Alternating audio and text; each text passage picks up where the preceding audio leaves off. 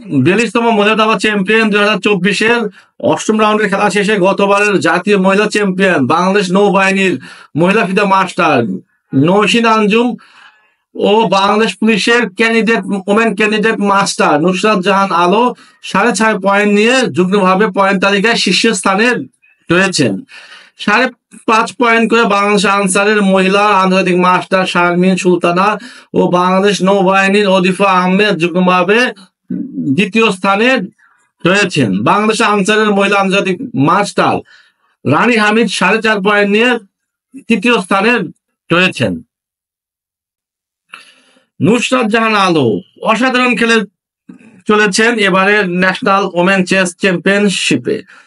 কিছুদিন আগেও কিন্তু ওমেন ন্যাশনাল বাসাই চ্যাম্পিয়নশিপেও এই নুসরাত আলো চ্যাম্পিয়ন হয়েছে। তো আমরা চলেন নুসরাত আলো ভার্সেস নীলাভাত চৌধুরীর একটা গেম দেখে আসি। নীলাভাত চৌধুরী কিন্তু খুব ইয়াং ট্যালেন্টেড একজন খেলোয়াড়। আশা করছি নীলাভাত চৌধুরী বাংলাদেশের ওমেন দাবার একজন বড় স্টার হয়ে যাবে ইনশাল্লাহ। নুসরাত আলো হোয়াইট, নীলাভাত চৌধুরী কালো। So e4, e5, knight f3, knight c6, bishop c4, bishop c5, c3, knight f6, d4. এটা আসলে বলা হয় গিয়াকোপিয়ানো।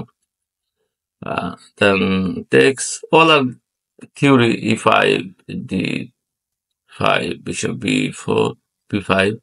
After knight d4, take bishop here, bishop d2, and knight d2, knight takes g2, castling.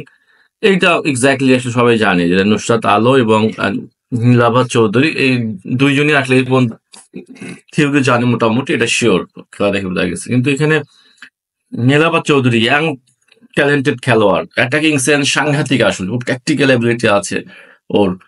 কিন্তু ওর একটা ঝামেলা আছে যে সাধারণত ও কি করে যে ট্যাকটিক্যাল পজিশন ছাড়া নর্মাল পজিশনগুলোতেও একটু আনইজি ফিল করা স্টার্ট করে। যেমন এখানে কিন্তু আমরা যদি দেখি যে গিয়াকোপিয়ানো বা ইটালিয়ান গেমে কিন্তু মেইনলি কি থাকে যে এই নাইটটা কিন্তু খারাপ থাকে। তো এটাকে এনি হাও কি করতে হবে যে এটাকে ইমপ্রুভ করতে হবে এই জায়গায়। এখানে মেইন রুটটা হলো এখানে এসে then followed by sometime here, তো এখানে স্যাক্রিফাইস করা যায়, এটা মেইন আইডিয়া আসলে। এখানে দিয়েছে নীলাভা দিয়েছে এখানে বিশপ g4, বিশপ g4 অবশ্যই ইনঅ্যাকুরেসি মুভ আসলে। After s3, bishop h5, and now here common theory আসলে এখানে কুইন a4, তো অ্যাটাক এই যে বিশপ b4 এবং knight c6 all are hanging, so takes knight e7 f4।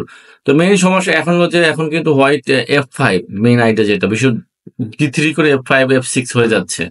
So এটা হয়টোর জন্য অনেক অ্যাডভান্টেজ হবে আসলে। যদি বিশপটা কালো বিশপ যদি ইমাজিন করেন এই বিশপটা যদি এখানে থাকতো বা এই ডায়াগোনালে থাকতো আসলে, তাহলে এই স্কোয়ারটা তো প্রোটেক্ট করতো না, তখন এটা এত সাংঘাতিক হতো না আসলে। তো দ্যাটস ওয়াই বিশপ g4 চালটা মানে খারাপ চাল হয়েছে। যাই হোক, এখানে আলো দিয়েছে bishop takes c6, positional move আসলে। Bishop takes c6, bc6, queen c2। Now এই টোনের স্ট্রাকচারটা আসলে অনেক উইক আসলে। অবশ্যই কালোকে f6 করতে হবে, রুক b8 দিয়েছে কিন্তু করতে হবে f6। আইডিয়া হলো যে সিম্পল, যেহেতু আমার এই বিশপটা এখানে আছে, এখানে অ্যাটাক ফলোড বাই এক্সচেঞ্জ করলে এখানে কিন্তু একটা f3-তে একটা চাপ হয়ে যাবে হোয়াইটের জন্য আসলে। তো আপনার যদি খেয়েও দেয় even queen takes c6, so f5, queen check f5 and c5। এখানে যদি এই পজিশনে কালো একটা পণ কম আসলে, কিন্তু এগুলো কিন্তু কালোর পক্ষে ইনিশিয়েটিভটা এসে পড়ে, পিস অ্যাক্টিভ, ডাবল বিশপ আছে, piece any time anything can happen, ব্যাপারটা এরকম আর কি। যাই হোক, এখানে দিয়েছে নীলাভা রুক b8, খারাপ চাল অবশ্যই। আলো দিয়েছে a3, bishop d2, night d2, queen h4, here queen c3 দিয়েছে আলো। খুব খারাপ চলেছে রুক f8, মানে এটা দরকার ছিল না, এখানে f6 আইডিয়া করতে পারতো, অথবা এখানে অবশ্যই শেষ একটা ট্রাই করা হচ্ছিল C5, ভেরি স্ট্রং মুভ। আপনার যদি খেয়ে দেয় এরকম, তখন কিন্তু এরকম ধরনের বিশপ E2, D4 এই ধরনের ট্যাকটিক্স কিন্তু আছে। এটা কিন্তু ইজ এ আনক্লিয়ার আসলে। তো এখানে যদিও আপনার C5 আলোকে করতে হবে F4, এই ধরনের চাল অবৈধ বোর্ডে পাওয়া তো ইজি না আসলে। আপনার takes queen D4, this position হোয়াইটের অ্যাডভান্টেজ অবশ্যই। যাই হোক, দিয়েছে এখানে ও রুক F8। তো এখানে আবার দিয়েছে আলো রুক F1, বেশি আবার একটা আসলে সত্যি বলতে কি, যেহেতু আমাদের এই রুকটা, যেহেতু আলো এই রুকটা এখন খেলায় আসে নাই, তো হোয়াট আর ডুইং, এটা হোয়াই নট দিস রুক, এটা না এখন এটাই আমরা আনবো। এটা তো এই রুকটার আইডিয়া হবে যে এটা যে আমাদের F4 F5 করার কাজের জন্য আমরা কাজে লাগাতে সক্ষম হই আসলে। সো এখানে অবশ্যই এই ধরনের চালতে পারতো B4, rook E6, rook here and rook E3, all pieces are active and white is almost winning here. So এখানে দিয়েছে এটা ইনঅ্যাকুরেসি মুভ আসলে, রুক ইয়ার নাইট B3, এটাও রাখা ছিল না, একটু মেবি রুক E3 কার্ড, কিংস সেফটি ফার্স্ট, সত্যি কথা এখানে অবশ্যই কিংটাকে সেভ করে দেন অনেক খেলতে পারতো। যাই হোক, সে দিয়েছে রুক হিয়ার, এখন দিয়েছে রুক E3, গুড মুভ।